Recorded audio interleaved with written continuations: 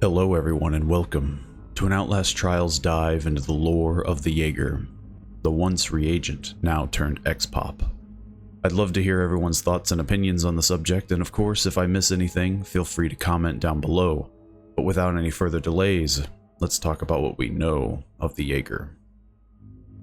Henrietta Grubbs, formerly Reagent 0985, a reagent who is romantically involved with Doris Ritter, Reagent 0486, or the Shadowy Dame as the reagents may know her better as. Before we knew anything about Henrietta, Doris would occasionally talk to reagents, mentioning pieces of her past. How she was kicked out of her home when she was 12 due to having a childhood romance with the neighbor's daughter. She mentions meeting and being with a reagent when she ran trials, but that reagent is long gone, wondering what happened to her. In later updates, she speaks of having an argument with someone named Henrietta. During Project Breach, she speaks about how she knows Henrietta's dead, and that she never took a knee for anybody.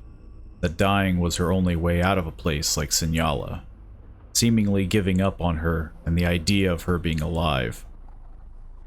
During Project Relapse, Doris is told by someone that they saw Henrietta down in the sewers. She'd want her to be dead over what becomes of her, and we soon find out what truly becomes of her. Doris hears what they did to Henrietta, making her into a member of experimental population, that they couldn't kill Henrietta, so instead they turned her into a tool, into a monster for the trials. But how did Henrietta end up in this situation? Let's rewind to before when Doris finds a way to no longer participate in the trials. We can find in Murkoff documents that her partner Henrietta Grubbs' participation in Project LATHE have diminished significantly following her romantic relationship with Doris. In response, hormone and sleep therapy increase accordingly, and thus leads to Henrietta having erratic behavior, which inevitably leads to injuries in the trials. These injuries are deemed fatal by the Signala staff. They consist of 17 fractures, including that of the skull, ruptured spleen, collapsed lung, and internal bleeding. Murkoff not being known to waste anything in their projects, they attempt to save her and succeed. Described as a period of unlikely survival, she's described to be a good candidate for therapeutic salvage. Her reaction to hormone bath and bone extensions turn her into a big grunt, or heavy X-Pop. This was short-lived though, as her lingering effects of Project LATHE and echoes of her relationship with Doris proved too strong of an impression on her psyche, and she becomes uncontrollable and not susceptible to the charisma of prime assets, leading her to attack Leyland Coil. This encounter, however, leads to Henrietta, even in this enhanced state, to suffer fatal injuries from Coil, and is deposited in a biohazard disposal shuttle, where survival was deemed impossible. This is soon found out to not be the case. Reagents who attempted to escape in Project Breach would have been able to discover how Henrietta survived, by feeding off those who did not survive their own trials. The only thing seemingly keeping her going was that of seeing Doris again. She seems to know Doris so well that she can identify her by just taste alone. As she is eating remains in the sewers, she can be heard saying, "Doesn't taste like you, honey." Doesn't taste like you, honey? Thank God. Thank God. She can also be heard wanting Dory to come back. Most of the things she calls out for and speaks about are of Doris or about Doris. Come back to me, Dory. She thought Doris could take care of her, how she wouldn't even know her anymore, and that if Henrietta had just survived, Doris would have took care of her. Henrietta perhaps feeling spited to be left behind as she sees herself as being alive, yet Doris isn't around to care for her like she promised, yet still, her love for Doris remains. Love, or at this point obsession, is keeping Henrietta alive in this twisted state, where Doris was trying to forget about Henrietta, thinking she was long since dead after that trial. Henrietta has never given up on the idea that Doris will one day be with her again. When the reagent is inevitably not Doris, though, she becomes enraged and will attack with the intent to kill, seemingly for her next meal, or perhaps angered to have been tricked.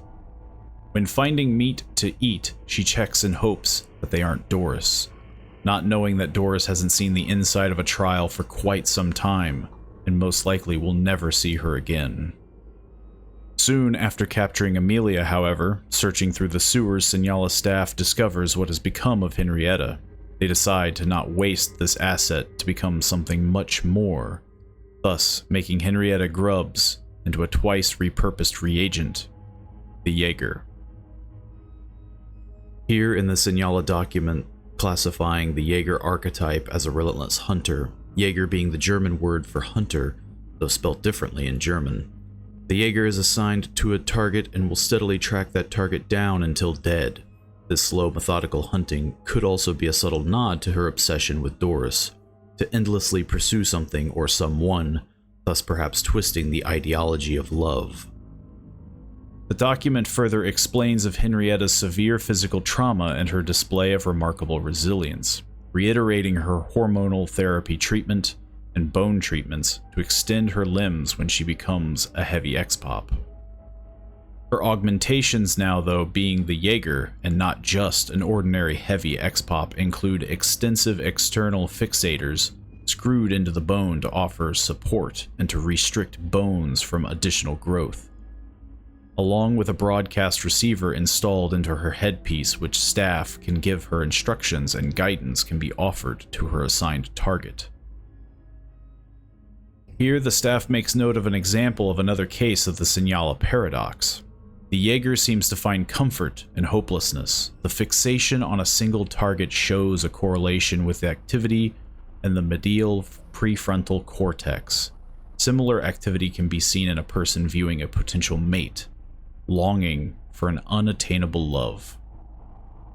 Perhaps Henrietta sees this as a way to get closer to Doris. By eliminating the target reagent, it's one less reagent to eliminate to finally see Doris.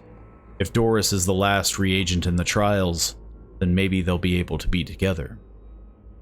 Or perhaps Henrietta sees this as her fate, maybe accepting this as her future to always chase who she thinks could be Doris but never finding her, accepting that it's better to never actually meet this way.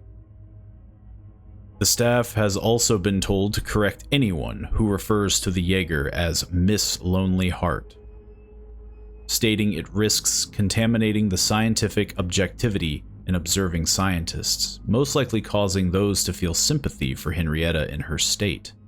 Already having suffered a breach by the hands of Amelia, could be an added fear that a staff member could start to humanize the subjects that Dr. Easterman wants his staff members to see them as just tools, assets, pieces to further the studies of Project LATHE.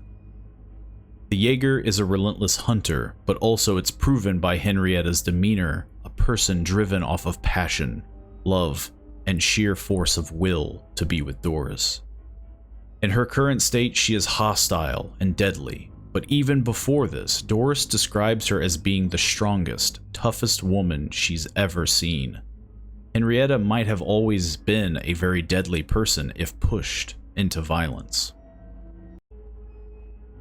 Now, through her second round of enhancements, she is an unstoppable killing machine, a hunter that never ceases unless told to.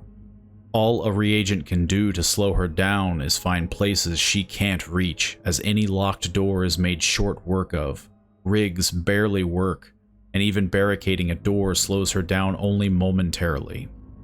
Her hunt is never ending, though, as even if she catches her target, there will always be another, and there will always be Doris. That is all I have for now, but in the meantime, let me know your thoughts and theories, as I'd love to hear them. Let me know if I missed any details, and don't forget to subscribe to stay up to date on future videos. Some videos being Let's Plays, and some being these lore and theory videos that will be posted at least once a week. Don't be afraid to let me know some other subjects that you'd be interested in seeing, and hopefully I see you all in the next video. See you then.